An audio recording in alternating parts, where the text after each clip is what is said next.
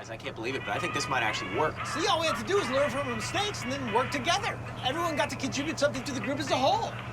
What did you contribute? Try the brakes. Did you cut the brakes again? Yep. Damn it, Charlie. Why would you do that? That's just what I do! Wild card, bitches! What? Yeah!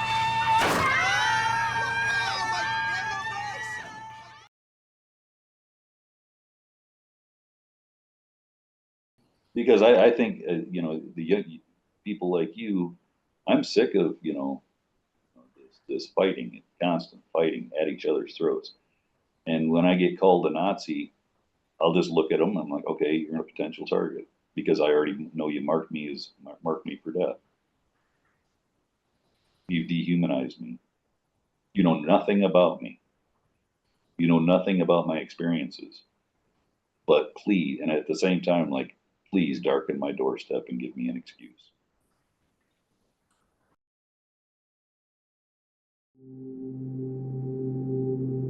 Hi, my name is Chuck, and I'm a Nazi. Actually, I'm a real card-carrying Nazi. Literally. Here's my card. I've been a Nazi as long as I can remember. I believe all the standard Nazi stuff. I hate minorities and undesirables. I think Aryans should rule the world. The Third Reich shall rise again. All the classics. But it's not as fun to be a Nazi anymore. When they started calling Elon Musk a Nazi and Trump and, pretty much every Republican, it made it a lot harder for me to stand out. It's like I go out in public and I'm like, hey everyone, I'm a Nazi. And they're like, big deal. Everyone we don't like is a Nazi. It makes me feel less special. This swastika armband, it used to mean something. Now I'm walking down the street and every Tesla has a swastika painted on it. Every Republican's garage door has one. I just can't stand out from the crowd. Nowadays, anyone who owns a Tesla is a Nazi. Anyone who voted for Trump is a Nazi. Anyone who believes in enforcing our nation's laws is a Nazi. Anyone who doesn't want to sterilize and mutilate people in bizarre medical experiments is a Nazi. Which is a real head scratcher because, honestly, we've been huge supporters of that. Mengele was a real pioneer. I'm just feeling discouraged. I used to be unique, special, different. There weren't many of us. It took real effort and commitment to be a Nazi. Now all you have to do is simply imply online that you don't think students should be stabbed at football games or track meets, and bam, instant Nazi. I used to be able to seek Heil in a crowded room and really cause a scene. But now, anyone who's doing the wave at a baseball game or sending their heart out to you in a speech is apparently a Nazi. I guess I just want to go back to the old days when being a Nazi meant something. Because if we change the definition of Nazi to include any old Joe walking down the street, it loses its power. Because when everyone's a Nazi, no one is. Welcome back, you guys, to another episode of Triple B. I'm joined here today with a special guest, and today is going to be a little bit of a wild card because it became abundantly clear to me during my time in Antifa, and even still to this day, that people don't know what far right is anymore. People misuse terms like Nazi, white supremacy, white separatist. All these terms get thrown around. And the reality is people in Antifa have a very, very hard time understanding militia types, people on the right side of things, because in reality, it's too scary and they've never actually sat down for 2 seconds to listen to one of these people. But the way I see it, at the end of the day, I'm sitting down with an American citizen. We all live in a giant prison system at this point. We all have our own gangs. We all have our own groups. We all have our own factions. And I feel like my job here is to make sure the security guards don't come in and beat our asses. So we need to keep peace. I know it's borderline impossible. We're going into civil war territory. But the definition of insanity is doing the same thing over and over again and expecting different results. So if I were to sit here and scream at this man, bitch, cry, and moan because he says something I don't like, then I'm just fueling the same continuous spiral. So this is not Ty King debates somebody from this viewpoint. This is, I'm going to interview somebody from this viewpoint. We're going to have a discussion about that. And I'm going to let him speak it in his own words. And we're going to use this as an educational tool to show what the different sides are like. So without further ado, Brad, thank you for joining the collective. How are you doing? Actually, if you did yell at me and scream at me, I'd probably just laugh. I'd be like, okay, clearly I can't talk to you. I don't know. We talked on the phone a while ago. Well, a few days ago. What, 3-4 days ago? Yeah, something like that. Yeah. I don't know. What do you want to know about? What do you think everybody wants to know about me? What makes me so special? Well, let's start first. How do you classify yourself? Would you say white supremacist? Would you say Nazi? Would you say far right? How would you define yourself? Definitely not a Nazi. Mostly because that's a derogatory term for National Socialist. I'm not a National Socialist. Of course, I do have those leanings. I'm not a white supremacist. I'm a race realist or a white separatist. I think we should, at this point, we've tried for, 50, 60 years, try to integrate everybody. And it hasn't worked. We don't get along. I'm not saying we can't have conversations back and forth, but we can't really live together in harmony, basically. So what do you see an ideal world as? Not what necessarily what you would want to see it in the current moment, but like, what would your, I know utopian thinking is dangerous, but what would your idea of a utopia be? Would it be more of an ethno state, like everybody kind of goes back to their own, or would your idea of peace on earth be more like we've all cut the shit, we're all getting along, people are integrated, something that's clearly probably not going to happen in our lifetime unless Christ comes back or something, but where would you want to see the world despite your ideals if you really had to dig down deep? I'd love it if everybody could just get along. That would be ideal. I mean, yeah, fine. You want to get along, fine. But in my experience, I'm 57 years old. All I've seen is everybody not getting along. Everybody pointing their finger at some other person. The lack of personal accountability, lack of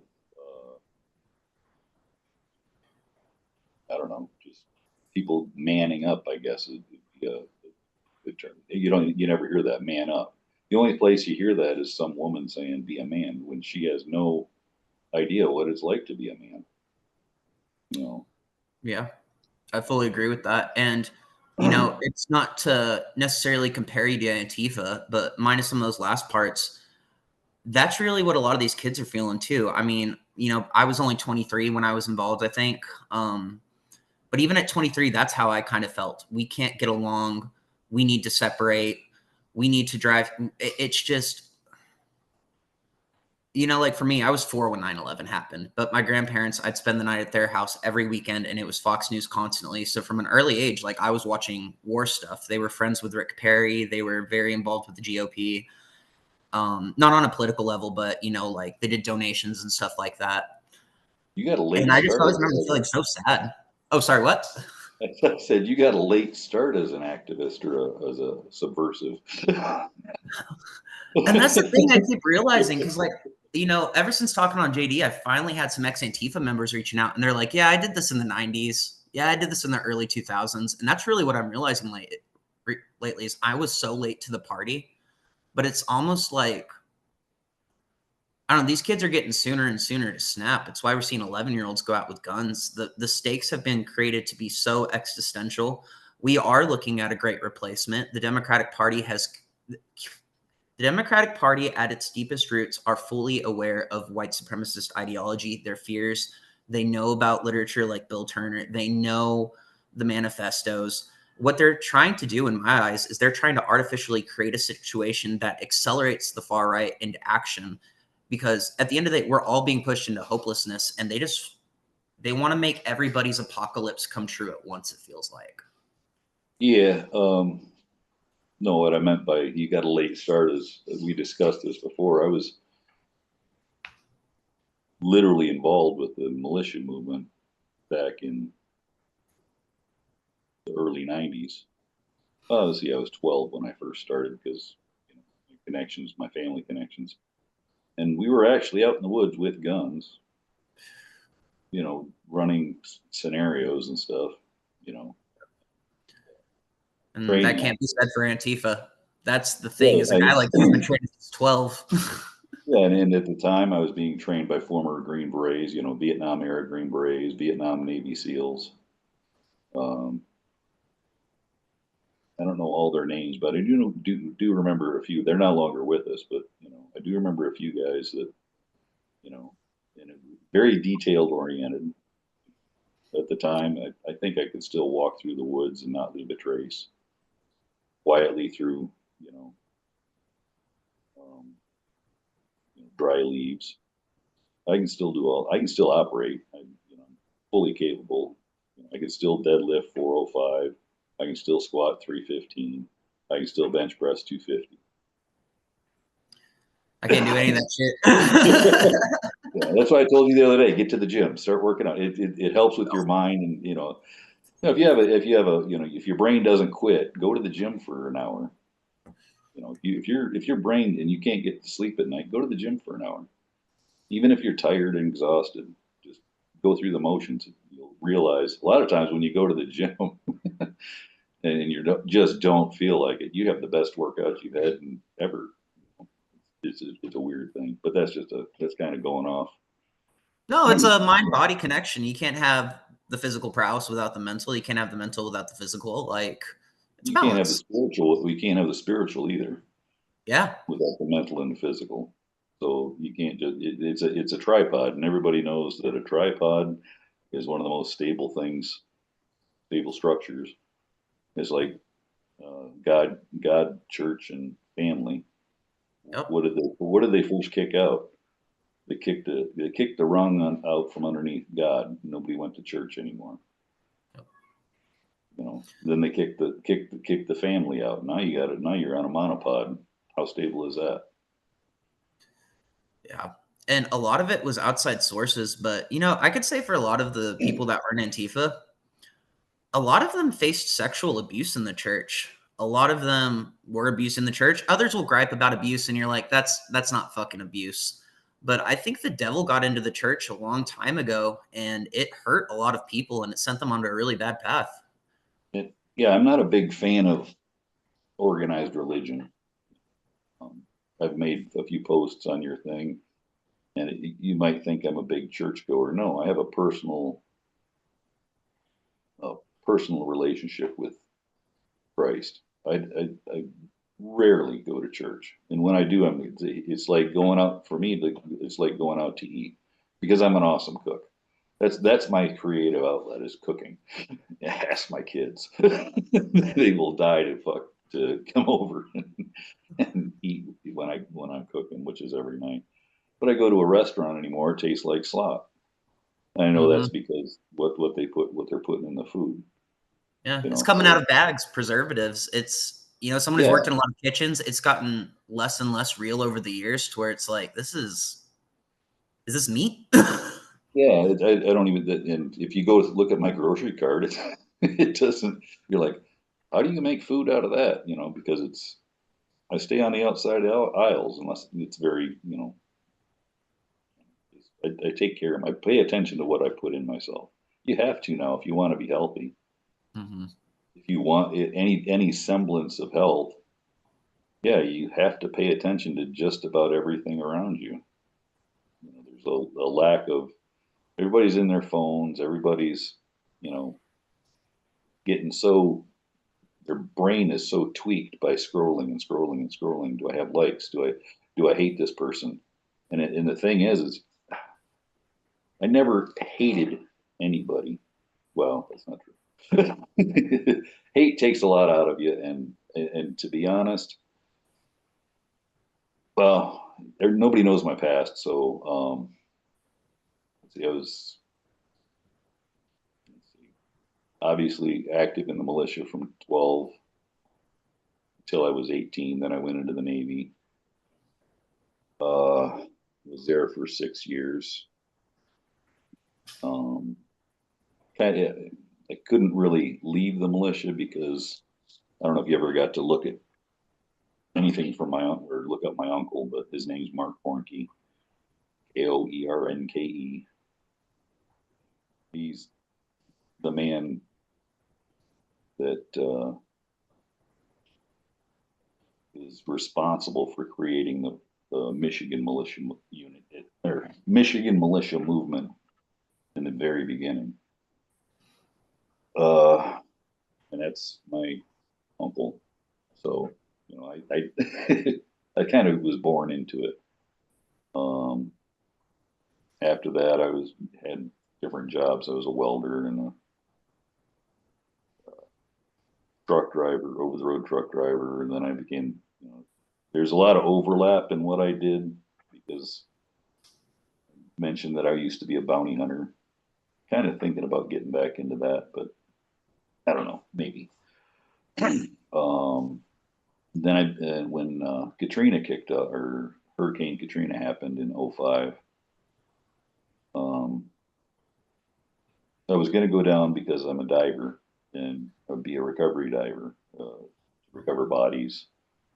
And then, but they were, you know, the Red Cross said, yeah, we don't need that. But with your background, we could use you for private security. That was my first introduction into the PMC world of private military contractor. So 2 weeks after Katrina, I'm down in New Orleans, and I saw a lot of stuff that I didn't agree with at all, like when they were taking guns away from the people staying in their homes and trying to keep everything. But then I didn't agree with the looting. I mean, there was a lot of judgment calls with a lot of the PMC guys that I was working with because, you know, if we saw you looting like water, food, clothing, shoes, yeah, shoes were a big thing because a lot of times there'd be like, you know, guys running out of the store with stacks of Nikes, and it was like, really? But you know, at the time with plasma screen TVs, they try to be stealing those, and it'd be like, really? You don't even have power. What are you doing? So yeah, Right. we'd stop and doing that.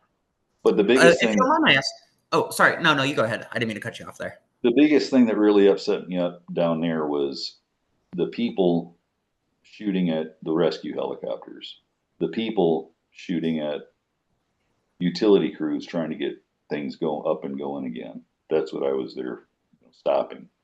Explain that a little bit, because that's a side I've never heard. Yeah, the I don't know who was behind it, but the I can't even say it was definitely the citizens because there was it was just you'd have to experience down there. There was nothing but confusion with everything. But yeah, the people, I can't say the people, were shooting at the rescue helicopters trying to get people out of where they couldn't leave because and everybody says like, oh, they could have swam. You didn't want to be in that water. No, the cross currents, no, and all the filth. Well, no, it's not so much that. I mean, you have to think sewage, Yeah, chemicals, you know, and you're like, chemicals from what? Everybody has household chemicals. That was a nasty, toxic soup. and drugs. Everybody's And drugs are getting. everything is, and it's a stretch to even call it water. You know, it's like, you know, you know. And then after they finally got the water away, you know, down where you could actually walk and it's only ankle deep, people would start shooting at the utility crews trying to work to get things restored. You know, it was a big fight. I mean, and it was an actual. I felt pretty safe because nobody could hit me from if they were across the street from me, and we were allowed to. We could see that they were armed and heading in our direction. We were allowed to open fire, and you know, I can shoot more than a block away, so I'm good. You know, So but just to revisit the people shooting at the helicopters real quick, it almost kind of sounded like you're saying it was outsiders. Do you think it was like gangs, or do you think it was like outside agents coming in taking advantage of the confusion to make things worse? Like, what do you think it was? it could have been a combination of the both. I mean, somebody could have been paying the gangs to do it. Yeah. You know, there's a lot of things that, you know, when you're in a situation like that, why would you use your top tier guys when you already have a force in place that's willing to do it for money? Yeah.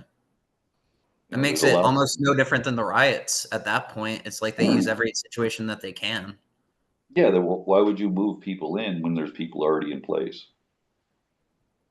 A Yeah. lot of people don't know this, but there was Mexican troops there. There were foreign troops policing that area. What was your views on Bush's response to all that? Did you kind of view it as botched? Did you, because like if the Mexican troops are operating, then Bush would have had to have authorized that, right? As far as I know, yeah, you'd have to have that authorized. So you know, there's no other way around it, really, is there? You think, well, what I are mean, your views on Bush? Because as far as I'm concerned, he was intent on bringing the war home, and long term, he succeeded. oh yeah, the war, I'm sure was brought up. Well, excuse me. When the Patriot Act was signed, everybody, you know, at least my age and older, knew that that was eventually going to, well, immediately was being used against U.S. citizens. What's the name of that movie? They flat out, you know, Departed. Haven't watched it. I think is the name of the movie. Leonardo DiCaprio. There's a lot of big names in it. Jack Nicholson was in it. But anyway, the cops in there are like, the Patriot Act, see what we can do with the Patriot Act. And they're doing surveillance on people's cell phones. And it's legal now because, you know, we're the good guys and they're the bad guys. Yeah, in the movie it was criminals, but who's just, you know, at a pen stroke, anybody can become a criminal, especially now. Anybody can. You know, I think what's amazing me with this conversation is this conversation that I'm having with you. It's really no different than a lot of conversations I'd have on the left. Sure, there's a lot of lunacy and stupid shit and dumbassery, but this, the more serious people and the more serious people that dropped off because they knew it was dumb, this is what we were discussing. Like, this is common ground. Like, we all recognize this. It doesn't matter what side of the aisle you're on, what colors. Like, at the end of the day, I think that's what we're all really mad about. Is Yeah. this type of corruption. Like, you know, we have so much more in common than not. And people were saying from the early 2000s, this is going to drive us apart. This is going to create domestic terrorists. This is going to create surveillance. This is going to make World War III. This is going to create combat on U.S. soil. So if both sides have been saying that for 20 fucking years of my life, I've been saying it for, well, I've been told about it for, you know, my whole life. yeah. So I it's don't know like, if what's you've the gotten, point of yeah. I don't know if you've gotten to watch the video that I told you know, American Peril, but Not yet. I've been crazy busy with work, but it is on a list. Tell us yeah, a little but you know, it's my uncle. He's speaking for, I think it's a 2 hour video, so might as well hunker up with some popcorn. But the stuff he's talking about is, you have to remember that video was, I was wrong the other night. I thought it was 1992. It was created in 1993. And he's talking about everything that's going on right now back in 1993. What will happen? Like I told you, he was an intelligence analyst and counterintelligence guy when he was in the army, and worked closely with special operations. So you know, and the funny thing is everybody goes, "Oh, he's crazy. He doesn't know what he's talking about. That's not going to happen. That'll never happen." Blah blah blah blah. And like I told you the other night, he's speaking so far ahead that by the time it actually happens, you're like, "Oh shit, he was right." You know, It's like David Icke or Alex Jones. Anybody they've condemned throughout the years, it's because they knew long term they were going to say something right. Yeah, he was. Well, I don't think it was. He had enough context in the apparatus out there still at the time that he's able to connect the dots. He's always been able to connect the dots, like obscure dots. You're like, well, how is this going to affect that? And you know, he can connect everything, but I'm pretty good at that. More of a tactical level kind of guy. I can probably see in a couple years future, not, you know, mystically, but Yeah. by connecting dots. I'm kind of the same way. It's like all these people in my like family and close friends that have been calling me crazy through the last few years, especially after Charlie Kirk died. They're asking me questions now. It's Yeah. just like, well, Yeah. But yeah, it was a PMC. Some of the countries I was in was Kosovo, Serbia, Eritrea, South Ossetia, Haiti.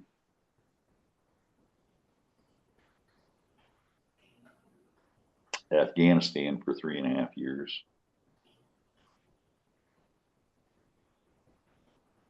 Trying to see if I missed any. If I did, it's not a big deal. all over the world, basically. Yeah, pretty much. Yeah, those are the fun. Those were the funnest and worst times of my life, I guess.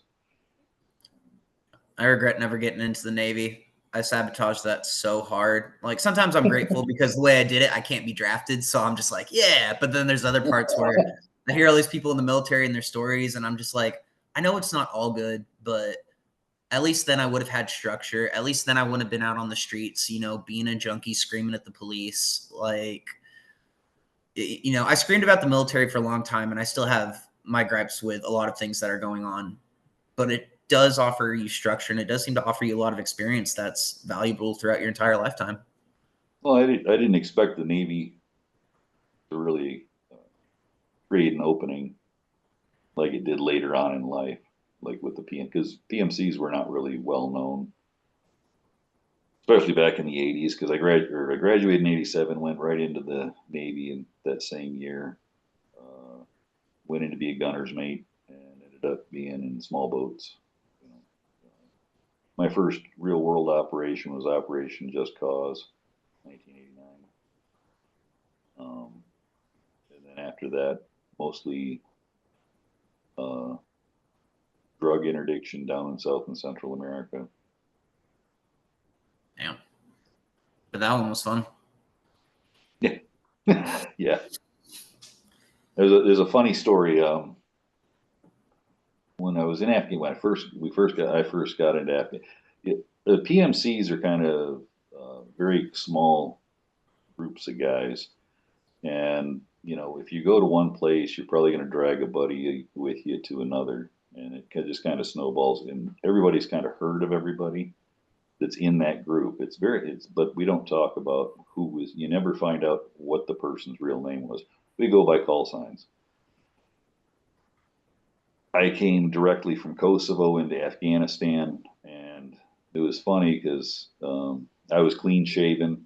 You know, I was wearing a polo, a pair of khakis. You know, and while I was in Kosovo, I made it because I knew what province we were going to, but I didn't know where exactly we were going. The province was Kunduz, where we were going to be sitting for most of the contract. Ended up not just being there, but anyway. So while I was in Kosovo, I had access to the TOC. So while I was in the Tactical Operations Center. So while I was in the TOC, I was downloading and printing all this, everything I could find on Kunduz was the province. I had NGOs. I had, what was operating in what area, who was, all sorts of, the file was like this thick by the time and nothing was classified. I made sure that it was all open source. So I show up, they have us. I'll let you finish coughing and sneezing. Sorry. Smoke on my cooler a little bit. No worries. All right, But so they have us in this place in Kabul. It's a compound that the PMC has, and I'm sitting and I know everybody says Kabul now, but if you're actually there, it's Kabul, just like Kiev is now Kyiv. I don't know how that happened. My whole life it was Kiev, but anyway. So I'm sitting down at the table. Everybody, but like I said, everybody has like a call sign, a nickname that everybody gets. So I'm sitting at this table. I have a drink, and I'm going through this file. This guy, one of the guys I'm supposed to be working with, comes up to me and goes, "Hey, what is that?" And I said, "Just some stuff I put together before I came here." He goes, "That looks like a target folder." He looks at me. He goes, "You work for the CIA?" I said, "No." I just laughed. I was like, "No, I don't work for the fucking CIA." And he's like, "Exactly what somebody from the CIA would say, Mr. Smith." And that name stuck with me for the rest of my career. So I was Mr. Smith, and it got so bad. Everybody called me that so much that my first rotation home was like 30 days. You're there for 90 and you're home for 30. So the assistant project manager goes, "Oh, we're going to send Mr. Smith home," and the guy goes, "We don't have a Mr. Smith. We don't have a guy named Smith here." "Yeah, he's right." They're describing me, and I'm standing right there. I'm like, "That's me." It was kind of one of the funnier things that happened. Me, I'm Mr. Smith. "Oh, Molten." And I love it. And man, you really do got your wits about you. I could see you being the guy that just shows up with a big folder out of the blue, being like, "Yeah, did my deep diving." Yeah. Like, you're smart cookie, man. Yeah. Yeah, like I said, I had everything I could find on the area. And I know here's another funny thing is I know you're probably not old enough to remember the movie Spies Like Us. Mm-mm. No. Anyway, Dan Aykroyd and Chevy Chase are going from Afghanistan into the Soviet Union. This is an old '80s movie, but anyway, you've probably seen. Now that I It's said starting that, to ring a bell a little bit. At least a parody in Family Guy. I know they did an episode about that, but I think I've seen bits. okay. Well, the road to Dushanbe, that was the road that they had to follow to get up into the Soviet Union. Well, that road literally was right outside the front of our fob. Like you stepped outside the fob, that was the road. So it was a big joke to us older contractors, because contractors are generally older. I was in my mid 40s. So yeah, it was a big joke. "Oh, I'm on the road to Dushanbe," Oh man, I love that. Well, dude, just because we're a little limited on time today, we had a discussion the other day while we were talking, and as you know, I do a little bit of supernatural research on the channel. Very interested in MK Ultra, Voice of God, the Black Awakening, and you said something that stood out to me about when you're going to sleep. That sounded very fucking familiar. Do you want to detail that a little bit? Yeah, it's basically like it still happens. It doesn't happen as much as it was, but when you go to sleep, when I go to sleep, it's never happened. But let's see, it started. I want to say 3 years ago, something like that. But the best way to describe it is you'll see like white photons. Your eyes are closed, but you see the particles kind of flat hitting the back of your retina. For me, you mentioned that it creates an image. For me, it doesn't create an image. It just creates, the best way to describe it is shooting stars. You know, you're looking at like a meteor shower, except a lot more intense. There's a lot of them Like going you're on. going through the cosmos, having an astral experience. I don't know because it doesn't happen as I'm falling asleep. I'm still awake. Because I'm just closing my eyes and all of a sudden, I see a meteor shower.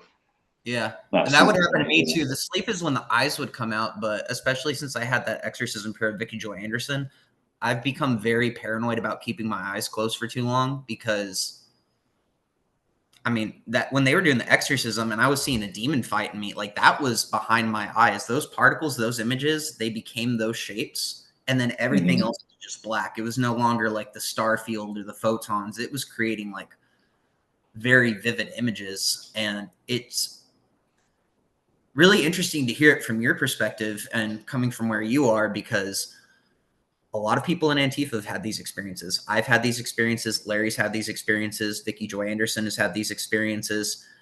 And another interesting part that you brought up, which we don't have to talk about publicly. If you don't want, I can cut it out. But you also had a grandfather in the Masons, which is a similar thing that keeps happening as I'm like figuring these stories out. Is that seems to be a very, very, very common factor.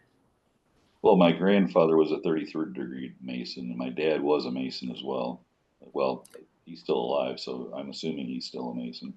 Yeah. And for the people out there who don't know, 33rd degree Mason is like the highest you can reach before the secret stuff starts coming in. There's more branches past that, but that's like the highest public degree from my understanding. Well, to be honest, but to be honest, I don't know how far he actually got.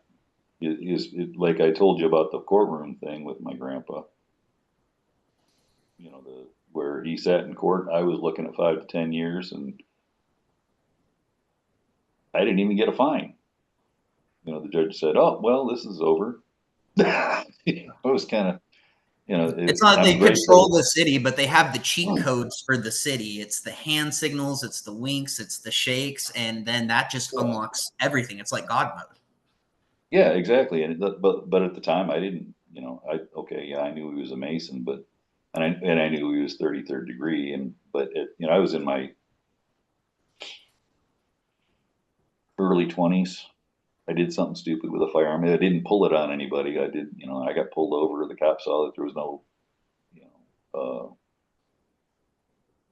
markings on it. And, that's a federal offense, right?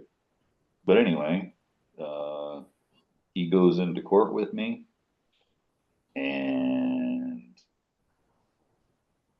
like I mentioned before, he had a walking stick with him. He never had a walking stick. He didn't need a cane. He never needed a cane up until his death, as far as I know. I wasn't right there, obviously. But he, all of a sudden the judge starts talking to me, hey, don't do that again, blah, blah, blah. And I turned to look at my grandpa. He's sitting up straight, like, looking at the judge like, you better do this kind of thing. But he never said a word, not a peep. But he had his hands on the walking stick. He's still sitting down. And I don't know how he had his fingers or whatever, but he's standing or sitting, straight up, head kind of down, like he's looking down at the judge, but looking up at the bench at the same time. Like, I'm above you. And this is the man that you leave alone. And it's just like, what the fuck? And at the time, I didn't think anything of it. And the judge is telling me, and the cops are all upset and all pissed off, and because they're ready to testify and throw me in jail, and cops are just pissed as hell. And it's like, I didn't know what was going on. I was like, whoa, And I think that's what's happening in a lot of these rulings. I think there's a lot of like public cases to where it's just like, why the hell did they make that decision? It's like, who was sitting in the jury? Well, it's not. I mean, who else was in the room? The judges are all Masons. The cops are all Masons. I'm not aware of any cop that's not a Mason. Yeah, I see cops at work all the time. They're Masons, and I mean, ever since talking to Larry, the Masons have approached me multiple times, like I told you, and they always point out my tattoos. when I started saying it over and over in some of the more recent videos that they were coming at me publicly, they stopped. So it's like the Masons started looking into me before Antifa, which is really weird. The Masons themselves might have stopped, but I'm sure they have other people that they talk to. Yeah. I feel like they're looking at me. I feel like Larry was onto something, and it's like, look, I believe there's a lot of good Masons out there, especially at the lower levels, but it's like at the top tier, I really do believe Donald Trump's looking at them too, because I think there's a lot of correlation. And I think there's a lot of differences between the older generations and the newer generations, like I told you, because your grandfather is probably coming from a very high place. My grandfather helped create UTPB College in Odessa, Texas. But now they're trying to recruit people in Antifa and street junkies like me, and they're talking to us about Satan. So it's like, are they doing that because they're desperate? Are they doing that because we're malleable? Like, it makes no sense to me. Maybe it's because these will be perceived as the next generation. This is where society's going. So these are the people we want to prop up. But there's something very weird happening in the Freemasons. And I also kind of imagine they're in a civil war with themselves, just like anybody else right now. There's nowhere that doesn't have any level of infighting. I had, talked to my uncle about because it's his dad that was that. And I was like, Grandpa was amazing. This is on, off the record. And I was like, Grandpa was a Mason. He was, very third degree level. And my uncle said that exactly, this is years ago, that there was a civil war in the Masons back then. And, my dad, your grandpa, was basically on the losing side. And I think a lot of that, and I'll be sure to cut that, but to finish that thought off, it's a lot of it, I think, had to do with when the Collins elite and the United States military started getting involved in these UAP programs back in like the 60s and the 70s.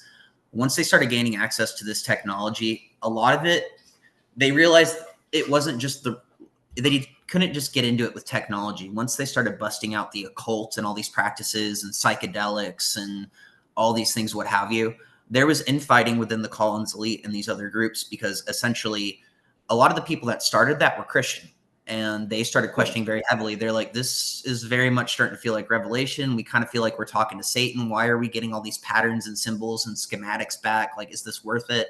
And they were forced out because of that. And I feel like over time, there's been a real purification of Christianity from a lot of these groups, because Christianity is a threat. What part were you going to cut out? Oh, I thought you said that the part you said was off the record. So. Oh, no, I was talking to my uncle off the record because I was kind of pulled him aside. No, that's not off the record. Okay, cool. Good. I was like, damn, we got to cut that. No, we don't have to cut that. No, that's perfectly fine.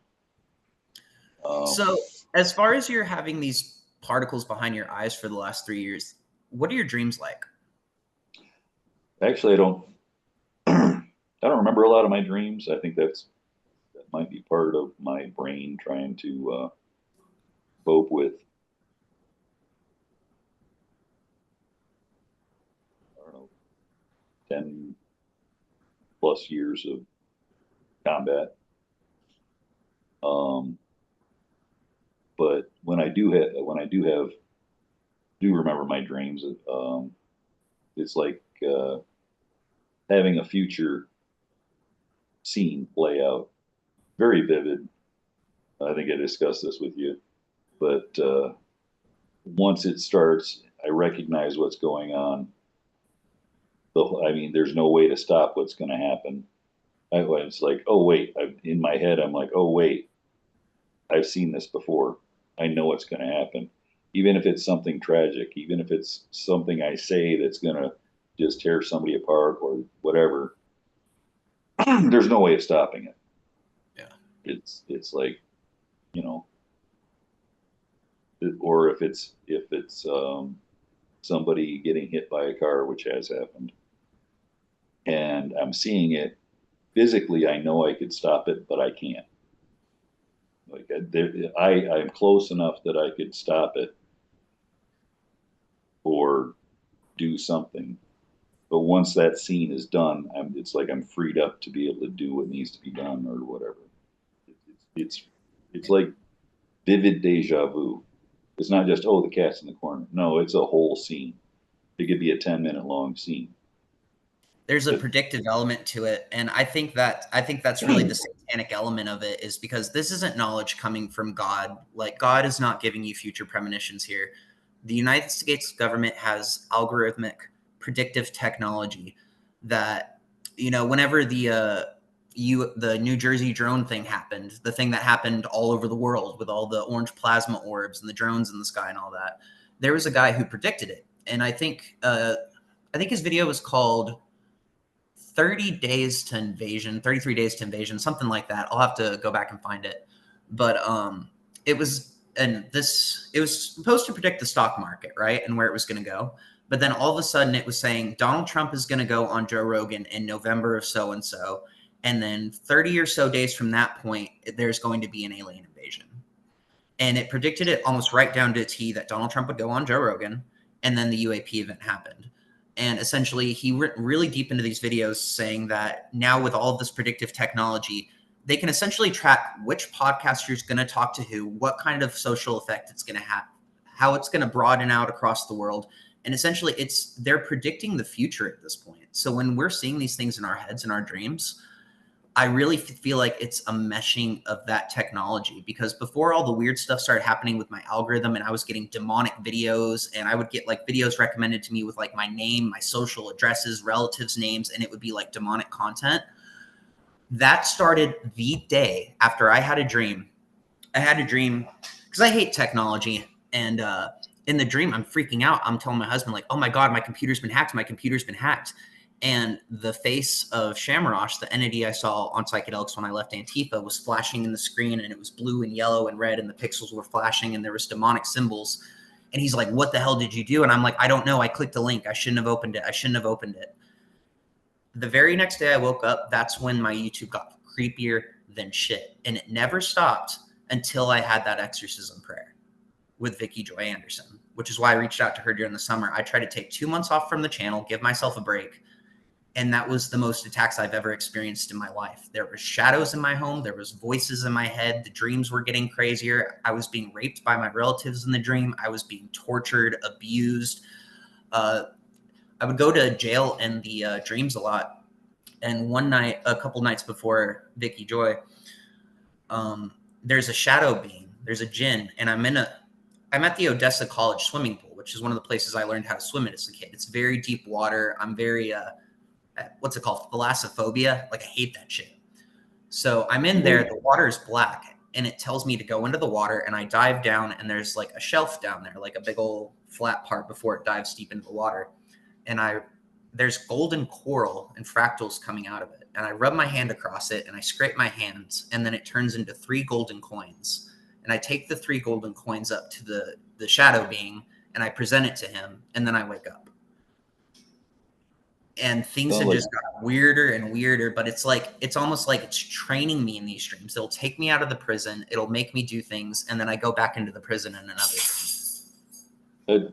I just wanted to mention this now that I never even connected the dots here, but when I do have those premonitions, it would be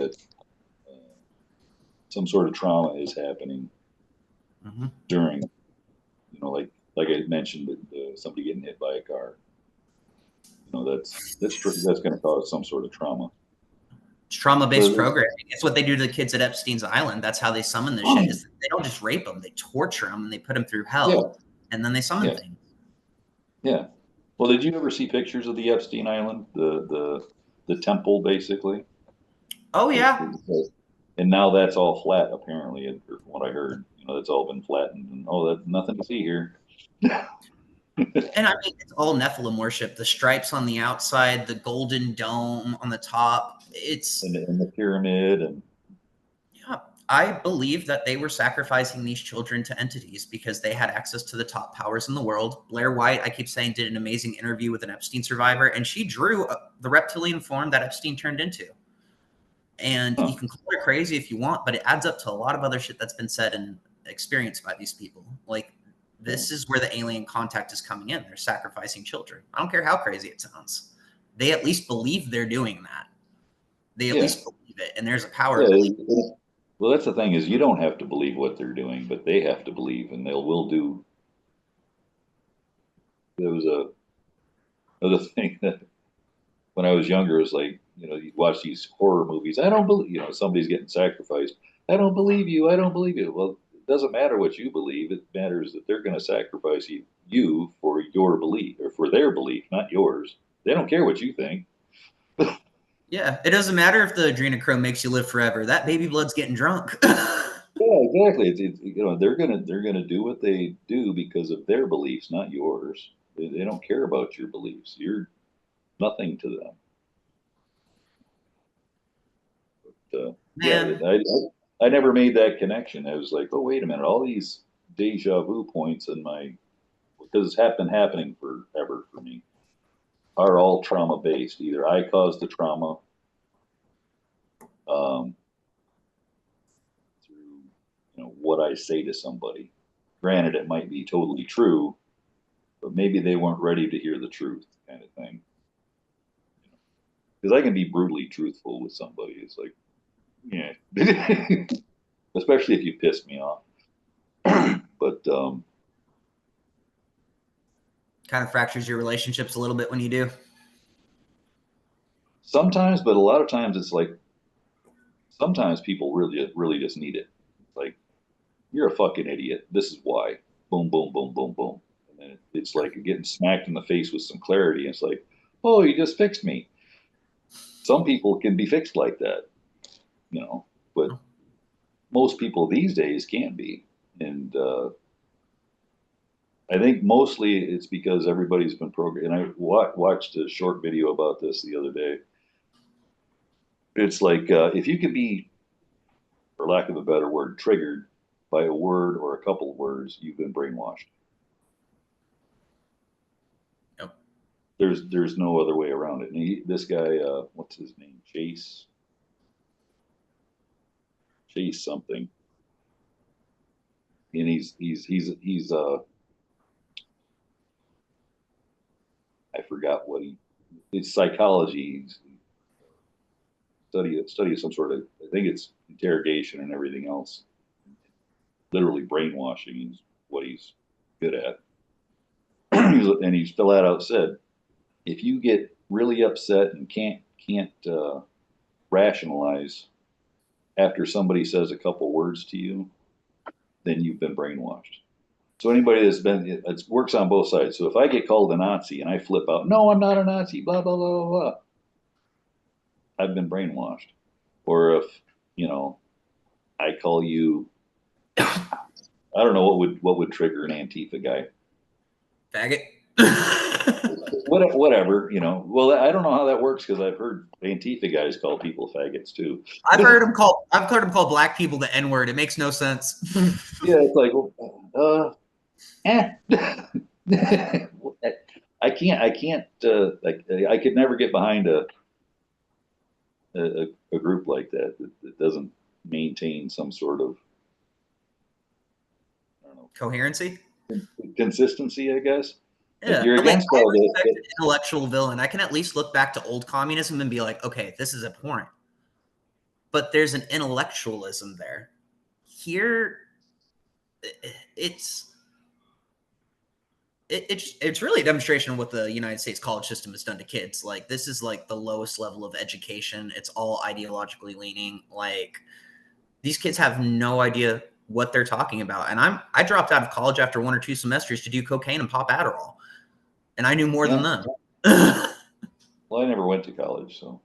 I want to, but it's just, I don't think I could go to college in the United States without being brainwashed. I like the idea of Peterson Academy. I know there's a lot of people trying to break off and fight the college system that way, but, you know, it just kind of adds to the feeling of hopelessness, I feel like, for a lot of people. It's just like hard to get jobs, hard to get a good education. Well, that was something I was going to bring up is the depression that I think is about to happen, the greater depression. And the reason why I think it's going to be so much greater is the first Great Depression, you had tons of skilled workers, tons of them. Everybody really knew how to do stuff, like actual stuff, machinists. Well, you know, not so much welding, but, you know, people that could actually build stuff, fix stuff, do stuff. This time, who's going to rebuild? No. And in terms of the two extremes, it's something I kind of want to paint is like you'll be seen as this far right figure, even though you are clearly rational and we have a lot of similarities. But people on that side would look at you as a Nazi, and it's like, okay, so this guy and his group of buddies and his militia, they're Nazis. Okay. They A, know how to shoot, B, are trained, C, they're actual shop workers. They know how to work on cars. They know how to fix homes. They know how to live off the grid. Are these really the people that you want to make enemies with?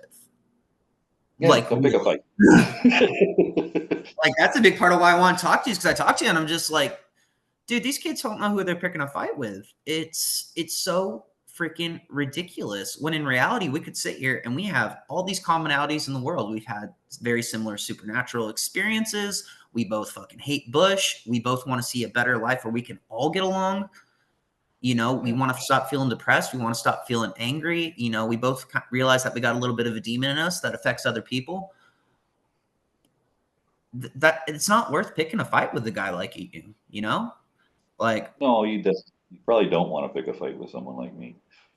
dude, look at me. Dude, I was going out there and there's guys like 300 pounds of muscle and I'm screaming at them. They would have stopped me in a heartbeat. I don't weigh that much anymore, but I don't think I ever weighed 300 pounds. I weighed 225. That was my heaviest, but I was also at 12% body fat, and it was operational muscle. Now I'm 190. Still at 12% Fucking string bean, just like all the other kids out there. It's like some of the comments in JD Delay, they're like, this is exactly what I thought this guy would look like. And I'm like,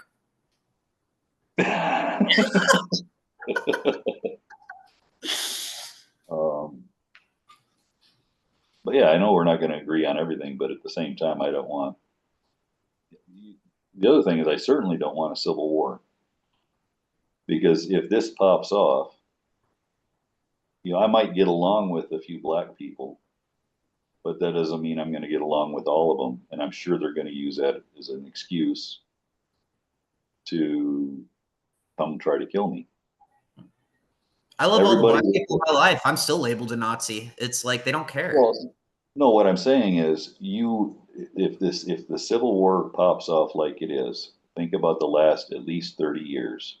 Everybody's got a bitch with somebody. I'm not going to get to choose who my targets are.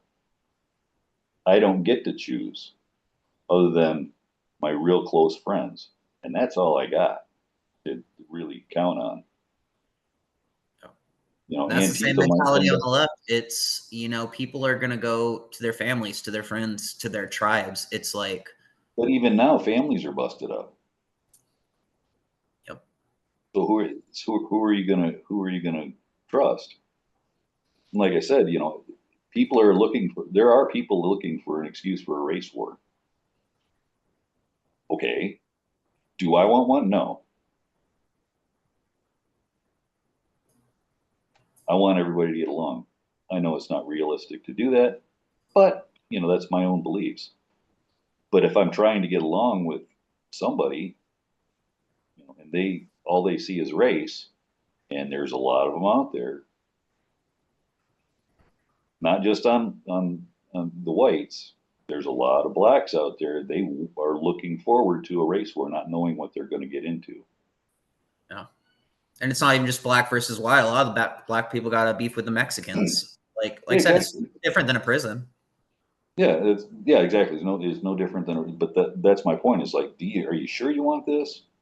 To be honest, right now you're only 13% of the population, and you've made many enemies with everybody. Sure you want this? Same with everybody. Huh? I was just gonna say, I gotta say, this gives me hope for shit. Just having this conversation right here. Right, and then at the same time, if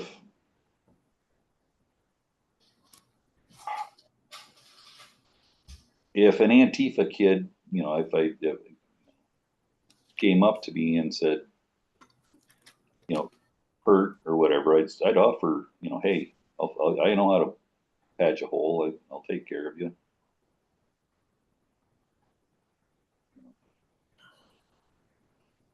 And it's just because I think the young people like you, I'm sick of, this fighting, constant fighting at each other's throats. And when I get called a Nazi, I'll just look at them. I'm like, okay, you're a potential target because I already know you marked me for death. You've dehumanized me. You know nothing about me. You know nothing about my experiences. But please, and at the same time, like, please darken my doorstep and give me an excuse. I don't blame you. I think that's the most human response you could possibly have to that, honestly. Because, it's like I said, the first time Donald Trump sent the feds into Eugene, I got banned for saying this for domestic terrorism, which is kind of surprising given the time. But What? saying, if they're going to call you a terrorist, be the best damn terrorist you can be. Because the reality is a lot of kids are going to wear this domestic terror label as a badge of honor. And they're going to ironically joke about it. And then they're going to keep leaning in and keep leaning in. And, oh, it's just a joke. And, oh, it's just an ideology. Oh, it's just a joke. Oh, it's not real. Oh, it's not real. And then they kill somebody. Well, the problem is you've already said there's a connection between Antifa and cartels. This is how it's going to work. The cartels are already an international terrorist, been designated international terrorists, not domestic. Now, if the government can make a clear connection, oh, guess what happens? Now you're an international terrorist. Guess what happens when that happens? There's no place in the world that you can hide. You will be extradited one way or the other if you leave. You will not be treated as a U.S. citizen. Your rights are out the window. So you're screaming, oh, well, I've got this. No, you don't. You can be sent off to a black site. You'll never own a gun. You'll never be able to adopt a child. Like, your life goes away. Not owning a gun is the least of your problems, especially if they want answers. Because you will be sent to a black site. I know what happens at black sites. You probably will never come out the other side the same person you were. You'll be lucky if you're a vegetable. You're gonna pray for alligator Alcatraz. That alligator Alcatraz compared to a black site is nothing. Yes, you're going to be uncomfortable at alligator Alcatraz, but you know what? I've witnessed what they can do, and it's waterboarding is hilarious to me because it's like, okay, that's all you got, really? That's all you? That's just in the waiting room. That's just a warm up. Barely. That's barely a warm up.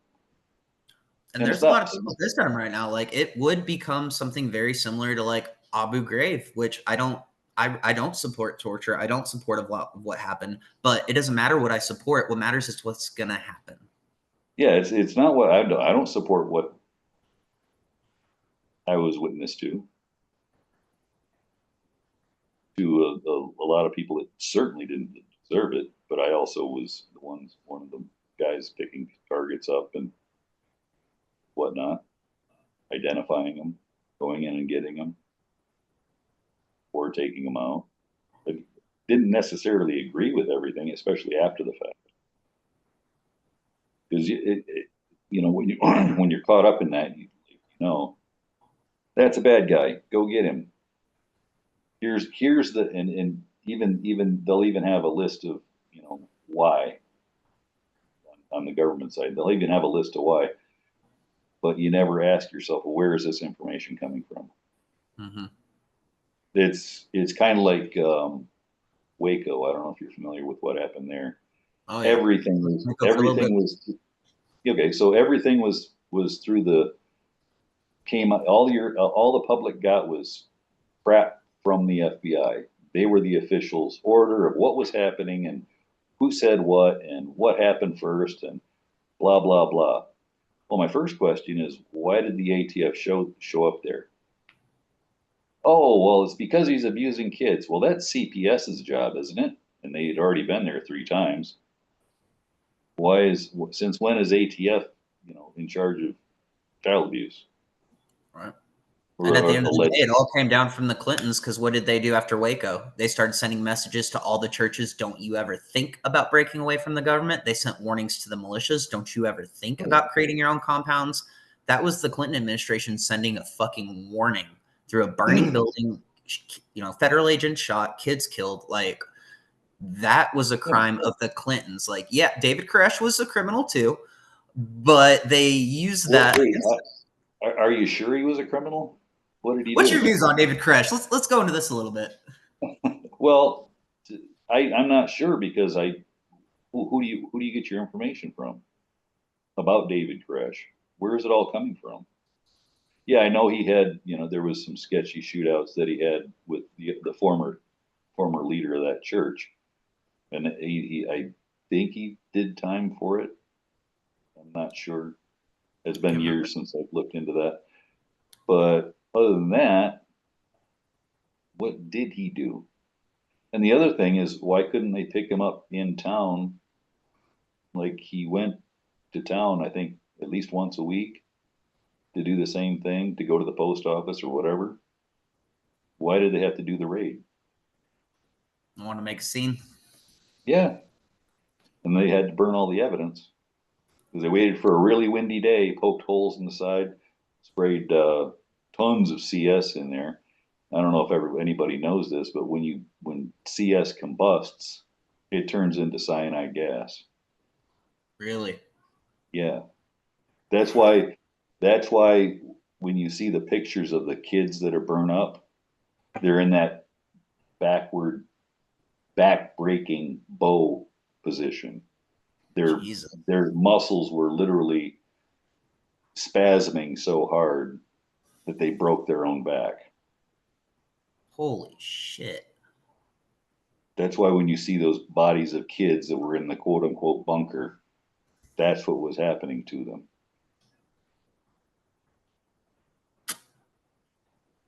That's a different perspective on things. And it's just, they utilize these tragedies. They want to create conflicts between race, religion, gender, sexuality. One thing they had happen here before I moved back to Texas is there was a shootout in the Allen Shopping Center. And the news up north, everyone said it's a white supremacist. We need to take away their guns. He's a Nazi. He's a Nazi. He's a Nazi. They showed a picture of a cadaver from a white supremacist that had died like weeks before. And they showed the picture of a swastika and they zoomed in on it. The man who got shot was Mexican and he had Mexican mafia tattoos. Like my stepmom saw the body with her own eyes because she had people that were over there and she wanted to go make sure they were okay. And she's like, that was a brown guy. And the police station right there is at the corner of the shopping center. Oh. So it's like, when you look past all the shit they're doing, if you can get past the emotional impulse of a lot of these tragedies and not take everything at face value, they're pulling a lot of shady crap. Well, there's a tool to this. If you watch the videos of what they show, shut off the audio and watch. And if you have to, slow it down. Go frame by frame if you have to. Go, okay, why aren't they showing this? Who's this? Is that a white guy or a black guy or a Mexican guy or an Asian guy for that matter? And then re-listen to everything and see if it adds up in your head. Dude, if people had done that with Kyle Rittenhouse, none of that would have happened. Would have been like, okay, white guy, not a white guy, white pedophile. Well, yeah, the white pedophile, yeah. But, surprised we haven't brought up Charlie Kirk. Speaking of burning the evidence, God. What's your views on Charlie Kirk? Because like a lot of my focus, people keep telling me to look at all these different avenues. And I've been just trying to focus on Tyler Robinson because I believe he pulled the trigger, but I also believe that he had people controlling him behind the scenes that probably didn't share the same ideological views as him. They were just weaponizing him. So I haven't gone too much into a lot of the territory of what's being said and who could have been connected. People are blaming like Erica Kirk and Israel and all this shit, which the Israel stuff's holding weight. But what are your thoughts on what happened there? I don't think Tyler Robinson pulled the trigger. I think he was paid to be at a certain place and probably told, hey, there'll be a rifle up there for you. And and he got up there and either there wasn't a rifle or there was a rifle and they already had the rounds, I don't think they removed the primers or whatever, but they didn't go off. It went click, he panicked and took off. Because the funny thing is like the footage of him running across the roof. If you go 5 seconds prior, why don't they show him in the prone position, showing a puff of smoke? Why don't they show that? It's true. You don't see him. You certainly don't see him running with a rifle. Because that There's the thing they said he had his leg extended when he was getting there, but I don't know if he was running away with the leg thing when that happened. We're talking about a 42-inch rifle. Yeah. Even if you're going to tell me, okay, he broke it down. That takes about 5 minutes with the proper tools. So he put it together, shot, took it apart, stowed it. Even if it's broken down, the way they say it's not going to fit in the backpack. It's going to have something sticking out. You're not going to slide it down your leg like they're saying. And then when he stashed it, he put it back together and left it on property that's owned by by Palantir. I didn't know that last part. Right. And I mean, you look at Matthew Thomas Crooks. He was in a BlackRock commercial. Robert Westman, also BlackRock connections. Father was high up in the DoD, CIA. It's and these are globalist groups. Yeah, everybody's looking for a shooter. He was not hit by a 30-06. I'm damn sure of that because he was the Man of Steel. Really, 30-06 would literally if. I think he was hit from here or like up in the C2 is what they're saying. Who knows? And the exit wound you can see. That's where that big gush of blood came out. Smaller caliber. I'm guessing a 5.7 millimeter. That's based on my experience. Everybody's saying, excuse me? Do you think it came from behind? Or where do you think it came from? I think it came up and behind. 2 reasons. The security team knew what was going to happen because if you look at the security team layout, nobody's to the left of him. Well, yeah, to the left of Charlie Kirk, his left. If you look at that, there's no security personnel on that side. So no friendlies were going to get hit. Everybody's looking for a shooter. Well, the days of miniaturization are all over the place. If you watch, there's a movie called The Jackal. It's with Bruce Willis. The way he was going to pull off the hit was a turret, remote turret mount. If it's a 5.7 caliber, 5.7 was designed to come out of a pistol at 2,800 feet per second, give or take. I might be wrong about the exact, but rifle speeds. You could hide a remote turret at about that angle if you look at the layout of everything. Okay. Then you have George Zinn that immediately jumps up and says, I did it. And a couple other kids too. One of the kids just like stood up and started reading their Miranda rights. Yeah, and then there was also a guy that started doing a fist pump, Someone on Facebook saying, look out for tomorrow, something big is going to happen. Well, George Zinn is an Israeli, dual citizen. The guy that jumped up and gave the most ridiculous BS statement, the guy with the longer hair, can't think of his name. George Zinn is an interesting character. He was the one that said, it had to be Al-Qaeda. He had an interview right after 9/11. He called in a fake bomb threat I don't think it was the Boston Marathon. It was another marathon. Damn. So he called in a bomb threat for that. And now all of a sudden he's right next to Charlie Kirk when that goes off and says, I did it. And what does he say? I did it so the shooter could get away. And now He's got CP charges on him. But why? Well, now you can't question him. You can't go in and talk to him. You can't interview him. And if And also, he helped set up all the events too. I think he helped set up that event and all the ones prior to it on that campus. Yeah, and then the other thing is, you know, even if you do get to interview him, will anybody take it seriously because of the CP charges? No. Jesus. There It's was dark, man. This ain't just about protesters and lone wolves with guns. This is a deep. that's why I say Tyler is basically Lee Harvey Oswald, except he knows enough to keep his mouth shut. Because I'm That much is sure obvious in the interviews. Like he's hiding something. He's very stone cold about things. Oh yeah, his boyfriend disappeared, gone off the radar, gone completely. Nobody can find him. Probably witness protection. Or her. I'm not sure if I think it was a guy. I know, but I think he was trans, or I'm not sure. I don't keep up with that because it's not that important to me. There was a plane. Oh no, go ahead. I'm sorry. There was a plane that left Provo, Utah, owned by Chabad Lubavitch. 15 minutes after it took off, it shut off its transponder. So I'm saying there's an Israeli connection, a Mossad connection. There was a whole team there. Wouldn't be the first time they weaponized child pornography.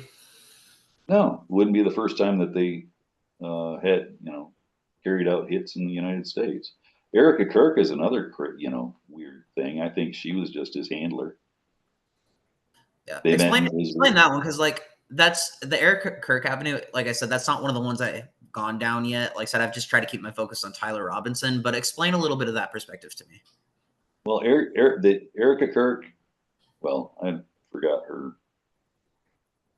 maiden name. It's something Swedish. They met in Israel, and Charlie and her met in Israel. I think she was his handler, a honeypot, basically. She was in charge of, I think it was the thing was called Romanian Angels, and they were taking orphans.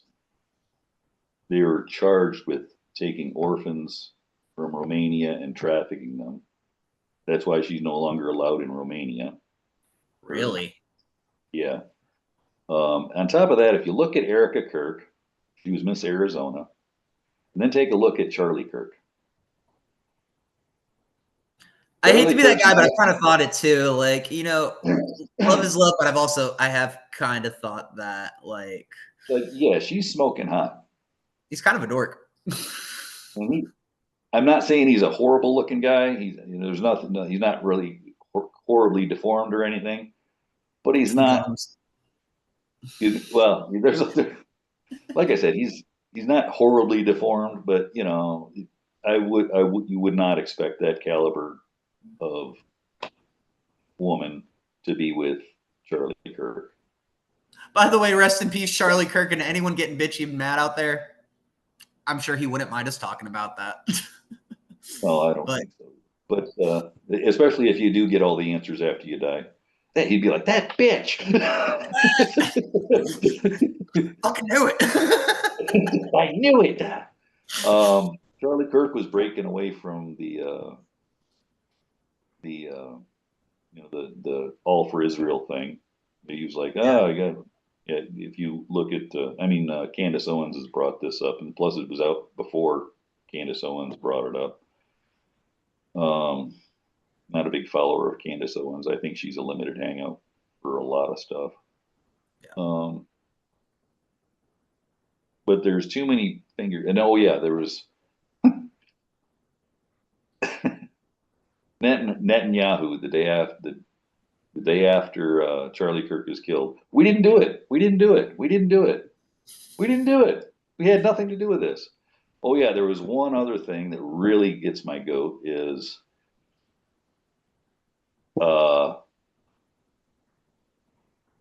hours before Charlie Kirk was actually killed, there's an Israeli newspaper that announces that he was killed. Before? Kind of like Building 7. Whew. That. I think it was the Jerusalem Post that put it out. Someone got in trouble for that. Or shit, probably not. They're too dumb. They won't know. They won't care. Exactly. I mean, nobody who reads Israeli newspapers. You really want to know how they feel about us. Read the Israeli newspapers. You can get the English versions, or you can have Google translate them for you. You'll get the real, how the Israelis and. Well, I think you're cutting out a little bit. We were talking about Israel. They're probably having our. Oh, you're frozen. Okay, heard. We stopped talking about Israel now. Exactly. They're going, shut up. You can't talk about this shit. I'm not saying the two are connected here because I know it could be misconstrued, but this usually happens when I talk about demon stuff on the channel and things get too heavy. Stuff like this happens. Ugh, what the hell's going on here? This might help. There we go. Nothing suspicious there, folks. Nothing suspicious there. Yeah, no, nothing. I'm pointing out all the details that I've found. Yeah. Oh, yeah. There's also some really cool stuff that another guy did. He did. You can go on Google and check trends for searches for specific areas. Okay, he did one for the K98 Mauser, which is what's supposedly used. There was a big spike in Washington, D.C. the day before or 2 days before the shooting. Now, in Israel, there was a big spike for, I forgot the name of the center that the shooting supposedly came from. There was a big spike 2 days before the shooting, a big interest in Israel for that. And then also the closest medical center, all the surgeons and the medical examiner, the one that's supposed to do the autopsy, big spikes in Israel. And like before that, nothing. It's the same as whenever the Donald Trump assassination attempt took place. Like a day or two before, all the stocks started moving around. People were pulling their money, putting it into other places. Like, if you're high up enough, you get. I don't know. It's right, like being a subscriber. You get everything ahead of time. Yeah, but these are just searches.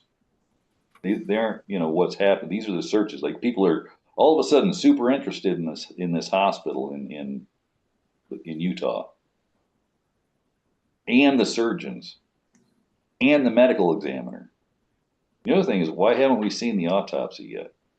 Yeah, and why did they burn the body? And maybe something that you've noticed too. Did you notice a lot of people in your life in the month or two before this leading up being like, oh my God, I just discovered Charlie Kirk? Because I can think of a lot of people in the month or two prior to where all of a sudden they were talking about Charlie Kirk and they're like, I discovered this guy online. I really love his debates. It's like Charlie Kirk was really circulating the media really heavily right before this happened. Like really heavily. You probably noticed it more than I did because you're on the opposite. Friend base is on left, I guess. More conservatives these days. I got pushed away by the liberals. Like, I'm a Trump voter now. Like, I try to stay friends with a lot of people, but so many people were so just ideologically driven that you can only be called a racist and a conspiracy theorist and crazy and all that for so long before it's just like, you know what? I got to live my life. I can't base everything I'm doing off of you calling me crazy just because you don't want to see reality. So, like, reality, the liberals pushed me away very, very heavily. Because of reality? Yeah. It's no, especially in Oregon. It's so much different here in Texas, dude. Like, Texas people aren't putting up with this shit. Like, I knew where things were going. I'm like, I need to be back with my family and friends. I have a very hard time integrating into regular life just because I'm batshit. But for the most part, the culture is a lot more stable here, and people accept reality for what it is. I was going to give you a homework assignment. Okay. It might help with your, sorting things out. Can you write in cursive? Oh yeah, I was one of the last Okay. years that got to do that before they pulled it. Oh, okay. Start writing stuff in cursive on a regular basis, and just or keep a journal or something. Write whatever. I don't give a crap because it forces your brain to actually work on a couple things at once. Hmm. I don't know how if you still do that. A lot of people like my kid. I had to actually teach my kids cursive and stuff. But Mine's kind of half and half. If you look at my journals, it's half cursive and then half try to written. stick with cursive because I journal as well, and it's strictly cursive. Mostly because I don't want my kids to know what I'm writing. But I'm just kidding. I taught them cursive. Secret code at this point ain't that wild. Yeah, it's secret code for us old people. You know, what is this? Never mind, the Constitution is written in cursive. Yeah, that's the problem. It's like, okay, well, you know, how do you know you're reading the founding document? Well, somebody printed it for me. How do you know they printed it correctly? Okay. How do you know those are the words that they actually had in there? Well, I don't. Well, there you go. That's why you need to AI learn told first. me. Yeah, AI told me exactly. That's another weird thing. I've never used AI at all, and it's like all these people are like, "Yeah, I use AI to figure out what I'm supposed to do today." It's like, what? I've seen college students up in Oregon, dude. They were using it to cheat because one dude I was talking to, I shouldn't have taught him about ChatGPT. I was doing it for a tattoo because I want to make sure I got the right Greek translation of his last name to tattoo on him. But when he saw ChatGPT, he'd been telling me all these stories about how his professor was wanting him to write an essay. But essentially, the essay was about how bad white people were in the modern moment and how they contributed to slavery in the past and all this stuff. And this is just like a 19, 20-year-old. He's kind of an oblivious guy, you know. He's kind of like a jockey Chad type who he didn't really spend a lot of time in that stuff, but he had enough common sense to be like, why do I have to write an essay shit talking myself? But then he Right. saw the chat GBT and he's like, oh, I could just have this do it for me. And I'm Yeah. like, that's going to give a lot of people in a lot of bad spaces a lot of negative reinforcement to keep doing a lot of the bad shit that they're doing, because suddenly you're just blowing smoke up their ass and it's exactly what they want to read. They don't care that it came from AI. They're like, this white boy gets it. He's part of the team. Yeah. He's on our side. Wait, what are you talking about? I don't believe any of this shit. This is just It's a class insane. assignment. But yeah, no, I'll definitely work on the cursive thing. That we should probably wrap this up because I do got to get some things done today. But before we go, is there any questions you have for me? Is there anything you want to know about Antifa? Is there anything that you want to pick my mind about? Because, you know, I'm an open book here. I feel like the Yeah. situation. One of your videos, you were saying you were off doing adventures, right? You basically, the way I kind of got it is like you were trying to do the hero's journey. Okay. And I'm assuming you came from trauma. Yeah. Okay. Now, would you say that pretty much everybody in Antifa had experienced some sort of trauma in their life? Most Everybody. people. And then I know you might mention that some of them like faked trauma or. But then they manifest it. They fake it till they get it, basically. Okay. So fake it till you make it kind of thing. So my only thing is if you ever read a hero's journey like Star Wars, like the New Yeah. Hope, there's one step that you guys are missing, and maybe we can work on this. The hero has to get some sort of training or some object to make them better before they actually go on an adventure. You I guys never skipped thought of that that. part. You guys skipped that part. Damn. That no, if that ain't the missing link, man, because you're right, because I love Joseph Campbell studying George Lucas because of the hero's journey. So it's a concept I'm real familiar with. And I'm you're a Star Wars completely guy too. I'm a Star Wars guy too. But hell there's yeah. another thing. The other dark side to this is since you did go through trauma, um, when you're in a state of trauma, you're going to latch on to anything that looks or that seems logical. Mhm. Okay. You were only given one option, that was to the left, or communism or anarchism. And that seemed logical, right? Yeah. You were never offered, I know this is going to sound crazy, a National Socialist view. I'm going to bet you right now, you were told that Hitler was a horrible artist. He was a pretty damn good one, especially that last one, the dark one with the hallways, dude. Yeah. Oh And my yeah, god. everybody's like, oh, he's a shitty artist. Have you ever seen any of his work? No. Do you know what his policies were? His actual policies, not what you were been told they were. Stand have a deeper understanding. But I will say on the contrary to that, I did have insight into that prior, and I think that's actually what helped me get out. Not to say that I belong to that, but it was just my dad. He knew people in white supremacy, the Aryan Brotherhood. When I was younger, these people were over all the time. So like I got to see the human side of people. That's why I really didn't have any reservations talking to a guy like you, is because it's like I've talked with guys like you before. So like the more I was trying to go into Nazism and all the fascism and all that stuff, obviously it was getting skewed along the way, but I was just sitting here like, no, I actually know these types of people. I've met them, I've hugged them, I've shooken their hand. I've known former members of these groups, active members of these groups. Again, their business is not mine to tell on this channel. I never will, because I respect these people. But having that insight into the other side is actually kind of what broke me away, because I've seen those people at their worst. I've seen the violent types. They're no different than a lot of the people in Antifa. But B, I've also seen the people that are just on it ideologically. I've seen people who are just into that side because it's what their fathers and their grandfathers knew. I've seen the nuance and the complexities of that sect of society.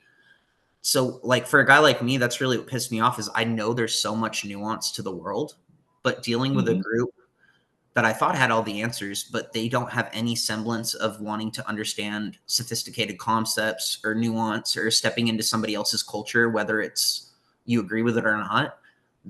That's something that it's really breaking them, because it's like I was told them, there's real Nazis out there if you want to go fight them. It's not going to go well for you, but your grandma is not a Nazi. Donald Trump is not a Nazi. Like, Right. Well, you probably went in with, you already seen the other side. They haven't, I'm assuming. Never. And like I said, they were given one option, or one thing to grab onto in a state of trauma. That's a form of brainwashing. What did I say earlier? If I can trigger you with one or two words and you can't think rationally after I say those words, you're brainwashed. All those kids are getting brainwashed. Plus, they're under, the influence of who knows what kind of drugs. I mean, you had a laundry list of that you were doing. I'm not going to say I'm an angel, because I've done a lot. And then you said I had a superpower because I quit tramadol cold turkey. I was just like, what the hell, man? These cold turkey people, I don't understand them. I'm trying to quit cigarettes and I got a vape in my hand. Like, Oh, I still smoke. In fact, I was going to go grab a cigarette real quick. oh yeah. Well, man, do you want to go ahead and wrap this up? And man, I feel like I've made friends with you over this podcast. If you're willing, I really would like to have you as a regular, because I think that we need insight into the other side of the aisle. I think Buck Angel, who's someone I respect very much, he said it best. It's like, we need to learn to walk down the same road, even if we're on different sides of the street. You and I are on different sides of the street in a lot of ways, but also it seems like we have a lot more in common than we have different. And I think that that's a beautiful thing. And I think if we could further these conversations, a lot of other people would appreciate it as well. And maybe people can, at least one or two people out there, can just simmer the hell down for a little bit and maybe do some research into things. Or they just need to be talked to. Be willing to sit down and listen. Sometimes that's all it takes. Hey, But I see the biggest problem is a lot of people don't even want to listen. Like I told you, I went to that protest. It was like just mentioning facts. Well, Biden could have released the Epstein list. And why did Congress, all but 27 members, vote to seal it? So it's not just Trump. Yeah, but there's other questions. It's not, yeah, but it's, do you want to get to the root of the problem? Because, like, I'm a Trump voter. I want to know why he drew that picture. I support what Trump is doing right now. I want to know why he drew that picture. Like, there's common ground. The one with the naked lady in the poem from Epstein's Island. Like, if Trump was at Epstein's Island, we deserve answers, no matter what side we're on. I didn't see that picture that Trump drew. Oh yeah, he drew a naked lady, and then he wrote like a little poem inside of it, and of course they held on to it, and they knew about it forever, and they decided to release it at a time that would be inconvenient to him because they're also involved. But so he drew a picture of a naked lady and wrote a poem. So the thing is it was Epstein's birthday book, and the people who were visiting Epstein's Island, they would draw pictures of them like sleeping with kids, doing all this nasty stuff, and then they would write little letters of appreciation to Epstein. And there was a Trump picture that came up in there, and it's like, you know, I appreciate the guy, I love the guy, I think a lot of the right steps are being taken. But again, you don't get to just go sit on camera and be like, what, you guys are still mad about this Epstein guy? Move on. It's like, no, you ran on that, buddy. You ran on that. Right. Right. But there's also the Texas flood that was going. I think that was, I'm not going to let him off the hook for it, but I think he was addressing the flood that happened in Texas at the time. During that, no, I don't. Like I said, I'm not letting him off the hook over the whole Epstein thing. But they're doing it really convenient times. And as a Texan, they're doing that. They're choosing our moments of crisis as a time to jump on their political opponents. And it's like, no, if you have all this information, we deserve this information. You don't get to just use it whenever you want to throughout the years as a weapon. Like I said, I wasn't letting him off the hook, but at the same time, it's like, okay, he was supposed to be addressing that flood that happened. Maybe that was the wrong time to bring it up. I don't know. I forgot about that aspect of it. Yeah, so it would be like, oh, well, what about the Epstein? Well, we're taking care of this emergency with dead kids. Yep. I can see that, but at the same time, I'm not letting them off the hook. Like, okay, maybe bad timing for that. I don't know. I'm disappointed in a lot of things. Well, I've been disappointed since Bush won, so. I will say this is the first president in my lifetime, other than the Epstein shit, who has carried out what he said he was going to do. Sitting here at 28, I've never experienced that in my life. Yeah, me neither. The only thing I wish he'd quit doing is supporting Israel blindly. It's really like as you know, after we've spoken, it's like a thorn in my side. They don't need our money. They don't need our money, and they need to quit picking fights that they can't finish. And the right and the left would agree. You know, there's a bunch of far left TikTokers who they have been saying exactly what you've been just been saying. And then they're also like, well, why can't Israel and Gaza just have peace talks? Why can't they sit down together? Why can't you sit down with a guy like Brad? Yeah. I don't know. Like, that's what it is.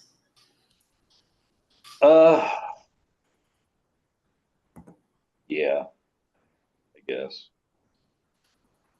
But at the same time, they're at a different level, and there should be in fact, there are diplomatic decorum that they're supposed to be being followed, which aren't.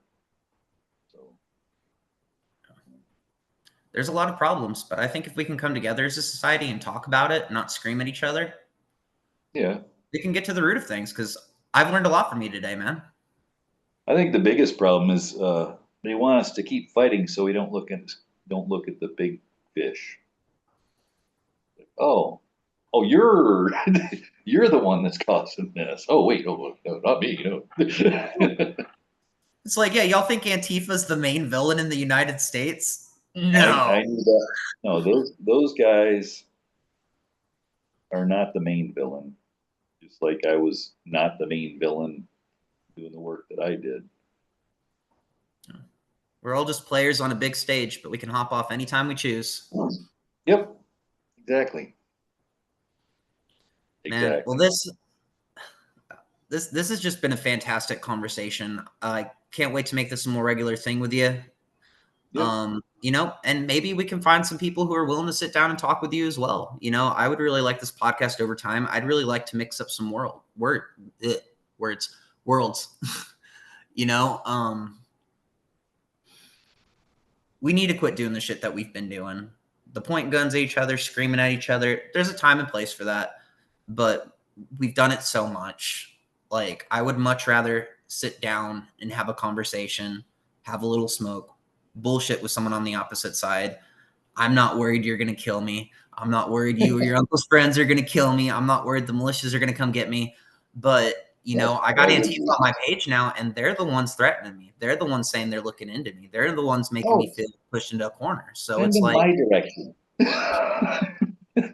right? Like, I want y'all in Antifa to know I'm gathering an army here, and I'm not gathering an army for physical violence. We're going to fucking fight this with intellect, with conversation, with honesty. Like I said, send them my direction. I might actually be able to talk them down. And, you know, if anybody on that side wants to sit down and have a conversation with me and Brad, or even just Brad, I'll facilitate it. I'll facilitate it. That'd be cool. Yep. Oh, yeah, man. We never even got into the history part. Holy crap. I know I'm talking to you right now, and I'm like, oh, there's going to be hundreds of hours of content coming out. I'm on a short day today. If I didn't have to go, we'd be here for 4 hours. Yeah, I mentioned that. Yes, I think it was yesterday. Yeah, this might end up being a 4 hour conversation, and I might have to break my rule and start smoking inside. I'll have to open all the windows, light up candles. You know, Make a day of it. Yeah. Well, after it's over, you know. Make sure I have enough cigarettes. Maybe even have a drink or two. That would Sounds be cool. nice. I'm being a good boy now. I'd get a little looser lipped if I had a couple drinks or two. A drink or two. It'd flow a little better. For some reason, if I have it, it's like playing pool. I can't play pool totally sober, and I can't play it while I'm sloshed. But if I can keep that level, I can focus really well, and I'll run the table all night. Problem is, I usually screw up and have one too many. That was my problem. The last few podcasts before I put down the drink, I was having a sip. I was drinking a beer before it, and I'm just getting fiery, and I'm ranting, and I'm just shooting off the tongue. But then I was like, oh, I'm going to become too dependent on this if I do this. I'm just going to wind up drinking before every podcast. Like, I can't do that. Yeah. Oh, I could have. I know what I could have. Because I smoke cigars as well, and a pipe once in a while, like a tobacco pipe. Yeah. Oh, there we go. I'll break out my church warden. It'll go with the beard. You like Gandalf? Hell yeah. Well, man, speaking of Gandalf, I hope my Gandalf, Larry, I hope he's out there listening to this. I hope that if you're listening, buddy, you know I'm out here. I'm fighting for Oregon. I'm fighting for our country. I'm trying to find people, and I'm trying to carry that love that you taught me to make friends in wild, crazy places. And I just want you to know, like, buddy, at the end of the day, a lot of this is for you. And, you know, I think everybody on the channel loves you, and we're going to win this fucking fight, dude.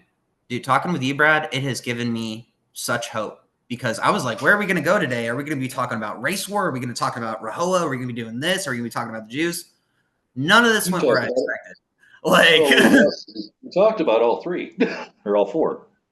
Yeah, just not in the way you expect. You know, it's I think if people just sit down, and even if they don't want to have a conversation, even if they'll just listen to a conversation like this, it can help heal a lot of broken people and help put some pieces into place that maybe they didn't have before. So, Brad, I want to say thank you for that. This has been a true honor having you on today. No, I appreciate it. It's been an honor being on here. Looking forward to next time, whenever that is. And like I said, right now I'm only working in my shop, so it's going to be a pretty much any time you're free kind of thing. Well, I know it's going to be a busy week. I got a couple Ex-Antifa guys hitting me out. I have some Proud Boys hitting me up. We're going to be going hard. Oh, cool. Yeah, that's been a goal of mine for a year. I have 3 or 4 that have hit me up in my messages. At least 1 or 2 of them are going to talk publicly. So, like, these people aren't going to be able to say this organization doesn't exist. I'm going to find people who are going to tell us this organization fucking exists and this is what they do. I'd like to be able to find them. Because, you know, I'd like to keep tabs on things. And everybody should be keeping tabs on things. This is very dangerous territory that we're getting into. But again, I think the solution is, at least in some aspects of the conversation. It'd be hilarious if I found out where their hangouts were and stuff, and somebody starts threatening me on here, and I show up on their doorstep. That would be hilarious. Think about that. And I'm not going to say I'm going to do anything. All I got to do is all you have to do is knock on their door and go, "Hey, I heard you were looking for me." Imagine And that's the thing, dude. At the protest, nobody ever had to shoot a gun at us. You know what they had to do? Stand there with their guns, and we sit there like, "Oh shit, well, we're gonna go over here Right. now." But even if I wasn't armed, and I say I walk into the right coffee shop or bookstore and go, "Hey, I heard you were looking for me." They ain't gonna do shit. They ain't No, I gonna know, do shit. but imagine the terror that, you know, before they show up on my doorstep, I go find them and go, "Hey, I heard you were looking for me.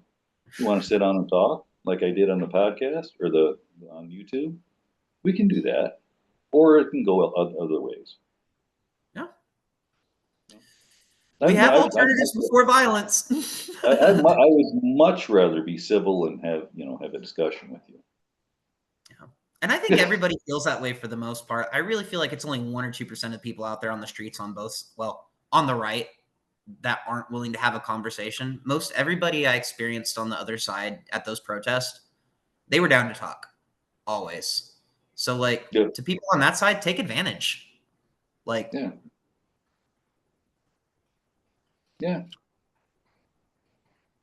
Can I be kind of cool?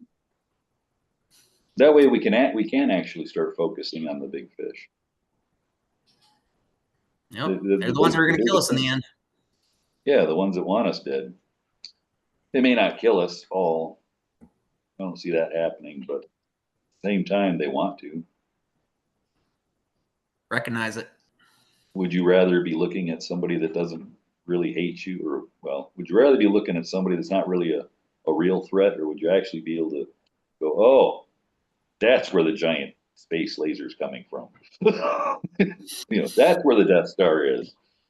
The literal Death Star.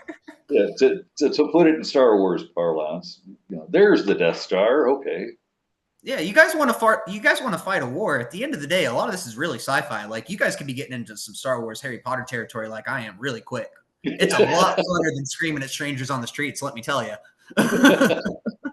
Like I said, I'm a Star Wars geek. I used to be a regular on Wikipedia. Yeah, the good old days before Disney ruined it. Yeah. Assholes. They totally fucked that up. Yeah. Andor was good, though. I give Andor a pass. I actually liked Rogue One. That was pretty cool. Even though it kind of screwed a couple things up in the timeline with the escape of the Princess Leia. Like, you don't know what you're talking about. Bitch, I just saw you leave with the plan.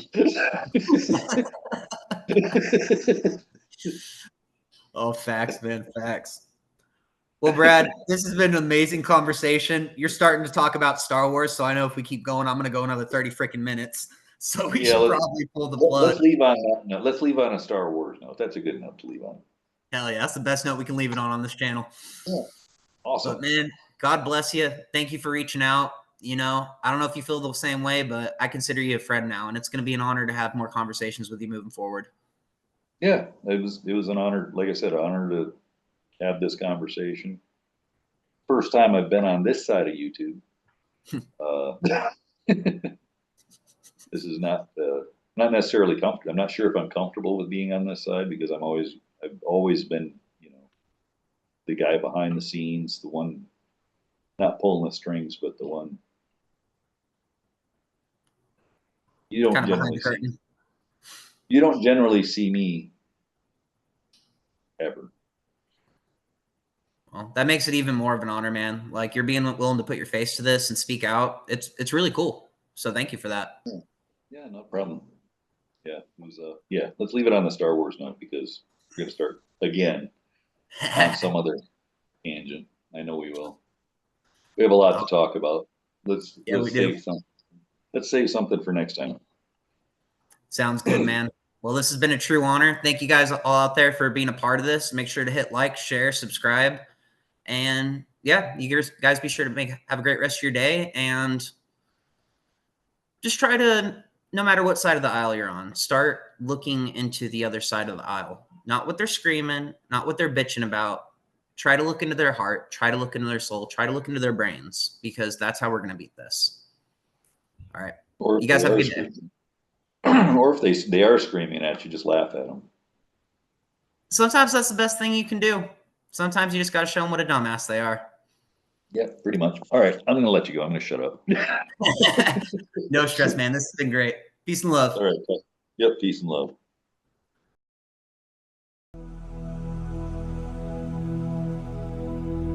This sacred ground deserves my all, no less for God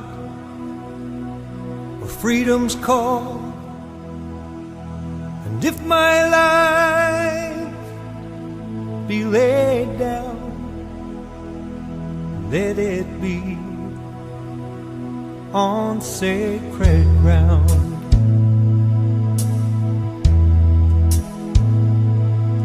It was purchased with the blood of patriots,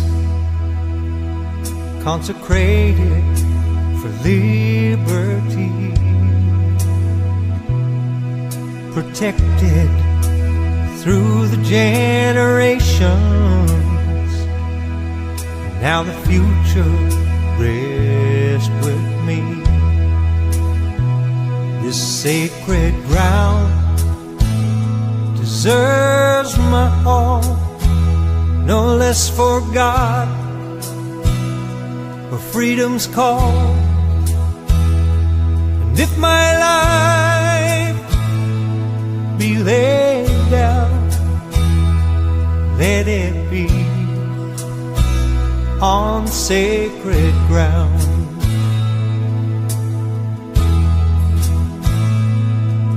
Who will answer cry for warriors? Who will be there at the battle line?